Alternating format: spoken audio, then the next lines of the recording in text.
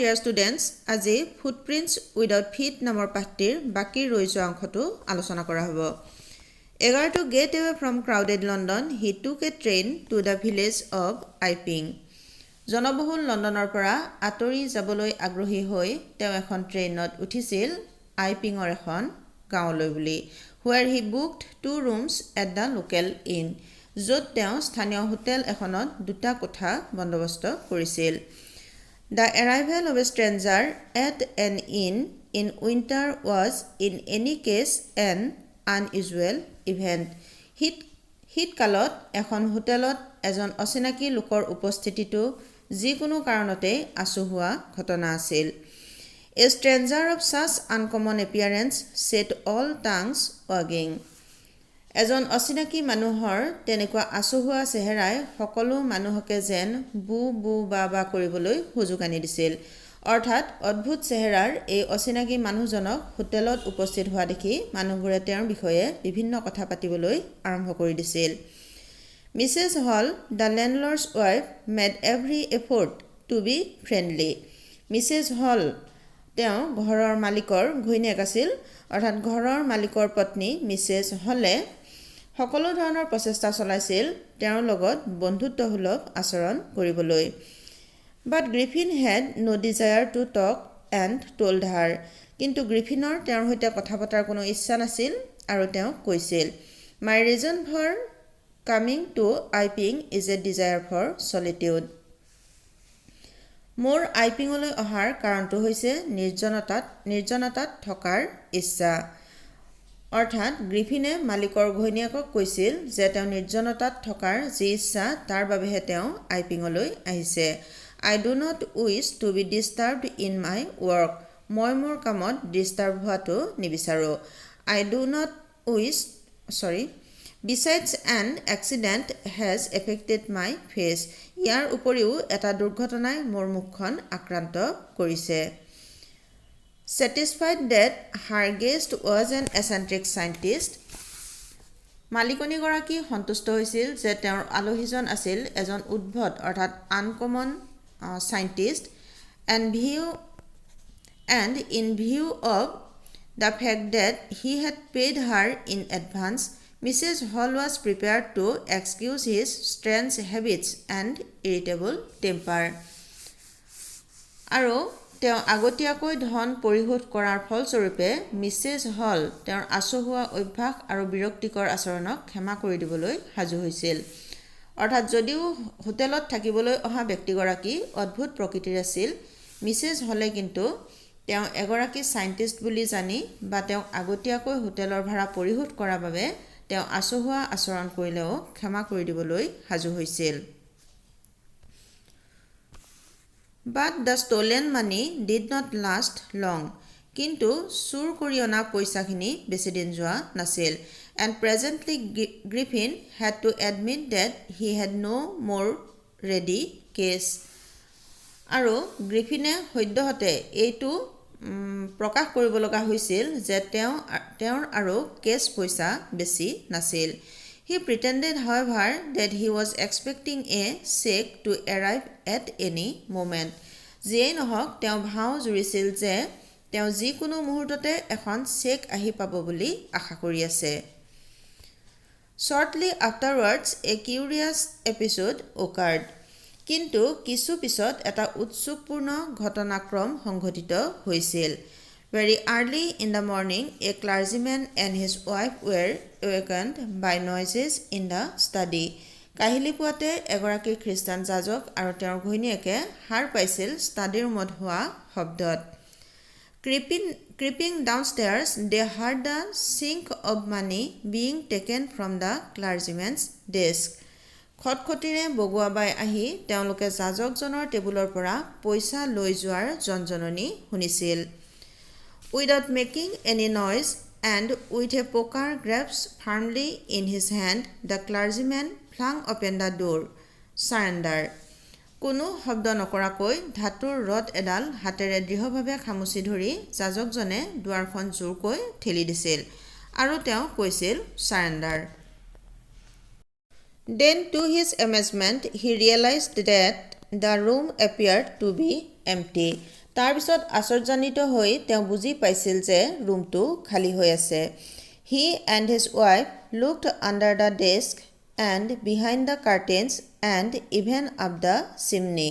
তেওঁ আৰু তেওঁৰ পত্নীয়ে ডেস্ক বা টেবুলখনৰ তলত, পৰ্দাৰ পিছত আৰু আনকি চিমনিৰ ওপৰলৈ চাইছিল। There was not a sign of anybody. তাত কাৰোৱে চিন মোকাম নাছিল। Yet the desk had been opened and the housekeeping money was missing. যদিও বা টেবুলখন খোলা আছিল আৰু ঘৰ চলাবৰ বাবে ৰখা পইচাখিনি নোহোৱা হৈছিল। Extraordinary affair, the clergyman kept saying for the rest of the day.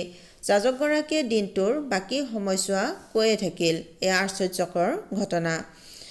But it was not as extraordinary as the behavior of Mrs. Hall's furniture a little later that morning. কিন্তু এইটো সিমান অসাধাৰণ নাছিল যিদৰে সেইদিনা ৰাতিপুৱা অলপ পিছত মিছেছ হলৰ ঘৰৰ আচবাববোৰে আচৰণ কৰিছিল। The landlord and his wife were up very early and were surprised to see the scientist's door wide open. ঘৰৰ মালিক আৰু তেওঁৰ পত্নী সেইদিনা ৰাতিপুৱা সোনকালে উঠিছিল আৰু দেখি আচৰিত হৈছিল যে চাইণ্টিষ্ট গৰাকীৰ দুৱাৰখন বহলকৈ খোলা আছে। Usually it was shut and locked and he was furious if anyone entered his room. সাধাৰণতে সেইখন বন্ধ আৰু তলামৰা থাকিছিল আৰু তেওঁ প্ৰচণ্ড খঙাল হৈ পৰিছিল যদিহে কোনোবাই ৰুমটোত প্ৰৱেশ কৰিছিল। The opportunity seemed too good to be missed. এই সুযোগটো এৰি নিদিয়াটোৱে ভাল হ'ব বুলি ধাৰণা হৈছিল। They peeped round the door, saw nobody and decided to investigate. তেওঁলোকে দুৱাৰৰ চাৰিওফালে জুমি চাইছিল, কাকোৱে দেখা নাছিল আৰু অনুসন্ধান কৰাৰ সিদ্ধান্ত লৈছিল। The bedclothes were cold, showing that the scientist must have been up for some time. বিছনা চাদৰখন ঠাণ্ডা আছিল আৰু ইয়ে দেখুৱাইছিল বা বুজাইছিল যে তেওঁ কিছু আগতেই উঠিছিল। And stranger still, the clothes and bandages that he always wore were lying about the room. আৰু অচিনাকি কোনোবা তেতিয়াও যেন আছিল আৰু বেণ্ডেজ আৰু কাপোৰ যিবোৰ তেওঁ সদায় পৰিধান কৰিছিল বা পিন্ধিছিল সেইবোৰ ৰুমটোত পৰি আছিল। All of a sudden, Mrs. Hall heard a sniff close to her ear. অকস্মাতে মিছেছ হলে তেওঁৰ কাণৰ ওচৰত এটা উশাহ টানি লোৱাৰ শব্দ শুনিছিল। A moment later, the head on the bedpost leaped up. আৰু এক মুহূৰ্তৰ পিছতে বিছনাৰ খুটাত থকা টুপিটো জঁপিয়াই উঠিছিল and dashed itself into her face. আৰু সেইটো নিজে নিজে আহি তেওঁৰ মুখত আঘাত কৰিছিল। Then the bedroom chair became alive. তাৰপিছত বেডৰুমত থকা চকীখন জীৱন্ত হৈ উঠিছিল। Springing into the air, it surged straight at her legs foremost. তাৰপিছত সেইখনে বতাহতে জঁপিয়াই খুৰাকেইটা সন্মুখলৈ কৰি তেওঁৰ ফালে চিধা আগবাঢ়ি আহিছিল। As she and her husband turned away in terror, আৰু যেতিয়াই তেওঁ আৰু তেওঁৰ হাজবেণ্ডে আতংকিত হৈ বা ভয় খাই ঘূৰি দিছিল, the extraordinary chair pushed them both out of the room. সেই অস্বাভাৱিক চকীখনে তেওঁলোক দুয়োকে ৰুমৰ পৰা ঠেলি বাহিৰ উলিয়াই দিছিল and then appeared to slam and lock the door after them. আৰু তাৰ পিছত তেওঁলোকৰ পিছফালে দৰজাখন জোৰকৈ বন্ধ হৈ তলা লাগি গৈছিল।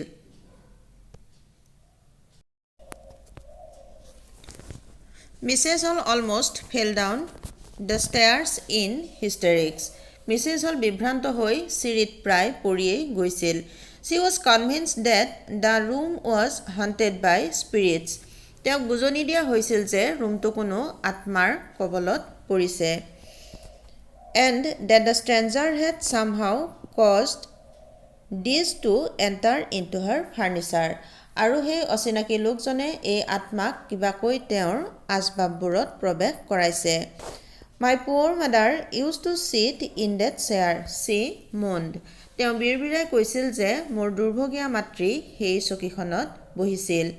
To think it should rise up against me now.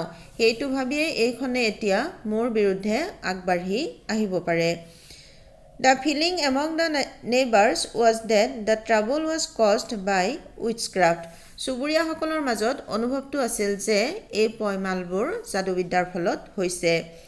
But witchcraft or not, when news of the burglary at the clergyman's home became known, কিন্তু যাদুবিদ্যা হওক বা নহওক, কিন্তু যেতিয়া যাজকজনৰ ঘৰত হোৱা ডকাইতিৰ বাতৰিটো জনাজনি হৈছিল, the strange scientist was strongly suspected of having had a hand in it. এই আচৰিত চাইণ্টিষ্টজনক এই ক্ষেত্ৰত প্ৰচণ্ডভাৱে সন্দেহ কৰা হৈছিল, অৰ্থাৎ ডকাইতিত তেওঁৰ হাত আছে বুলি সকলোৱে সন্দেহ কৰিছিল।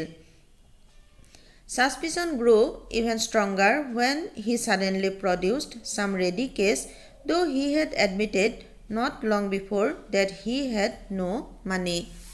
সন্দেহটো আৰু বেছি দৃঢ় হৈছিল যেতিয়া তেওঁ অকস্মাতে কেছ পইচা উলিয়াইছিল, যদিও তেওঁ অলপতে প্ৰকাশ কৰিছিল যে তেওঁৰ পইচা নাছিল।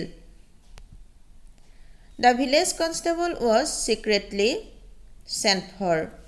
গাঁৱৰ আৰক্ষীজনক গোপনে মাতি পঠিওৱা হৈছিল।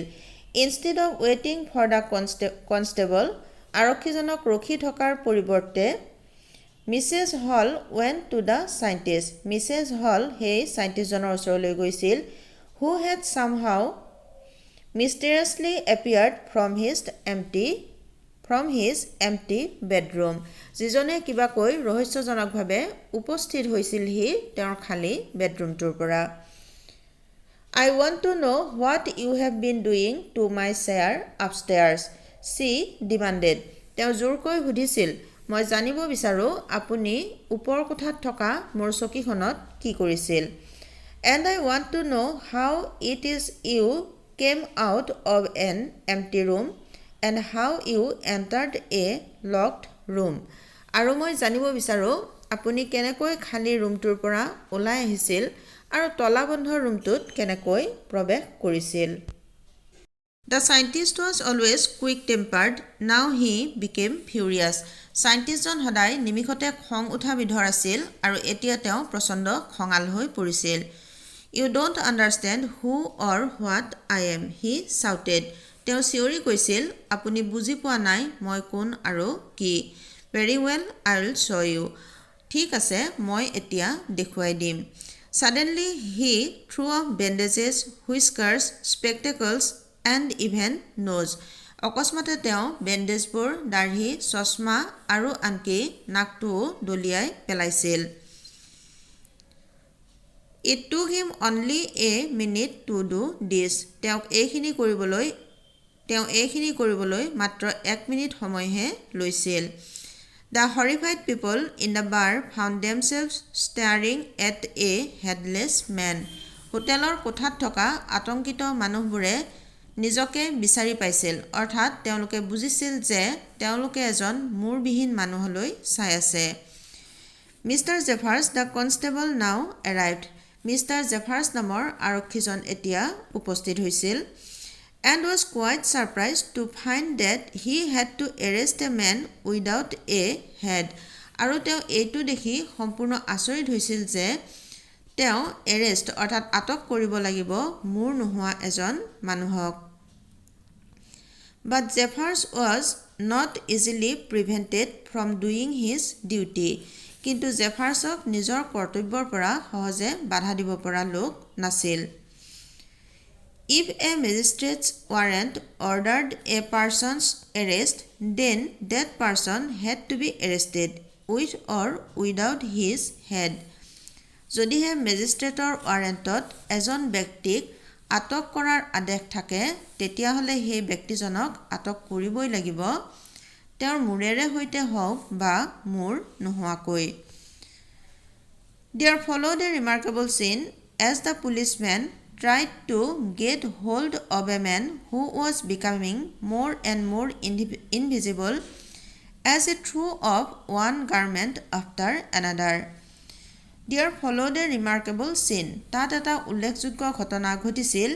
As the policeman tried to get hold of a man, যেতিয়াই সেই পুলিচজনে এজন মানুহক ধৰিবলৈ চেষ্টা কৰিছিল, who was becoming more and more invisible, যিজন ক্ৰমে আৰু বেছিকৈ অদৃশ্য হৈ গৈ আছিল, as he threw off one garment after another, যেতিয়াই তেওঁ এখনকৈ এখনৰ পিছত আন এখন কাপোৰ খুলি পেলাইছিল. Finally, a shirt flew into the air and the constable found himself struggling with someone he could not see at all. Finally, a shirt flew into the air. অৱশেষত এটা চাৰ্ট বতাহত উৰি আহিছিল. And the constable found himself, আৰু constable অৰ্থাৎ police আৰক্ষীজনে নিজকে বিচাৰি পাইছিল, struggling with someone he could not see at all, কোনোবা এজনৰ লগত সংঘৰ্ষ কৰি থকা যাক তেওঁ মুঠেই দেখা পোৱা নাছিল. Some people tried to help him. কিছুমান মানুহে তেওঁক সহায় কৰিবলৈ চেষ্টা কৰিছিল, but found themselves hit by blows that seemed to come from nowhere. কিন্তু তেওঁলোকে দেখিছিল যে তেওঁলোক নিজকে কৰবাৰ পৰা উফৰি অহা যেন ধাৰণা হোৱা আঘাত কিছুমানে খুন্দা মাৰিছিল. In the end, Jeffers was knocked unconscious.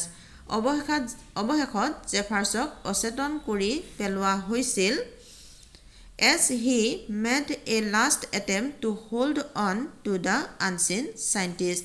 যেতিয়াই তেওঁ শেষ প্ৰচেষ্টা চলাইছিল সেই অদৃশ্য চাইণ্টিষ্টজনক ধৰি ৰাখিবলৈ.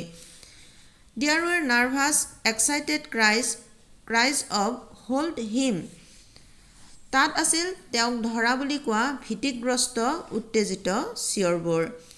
অৰ্থাৎ সকলো মানুহে তাক ধৰা বুলি চিঞৰি আছিল.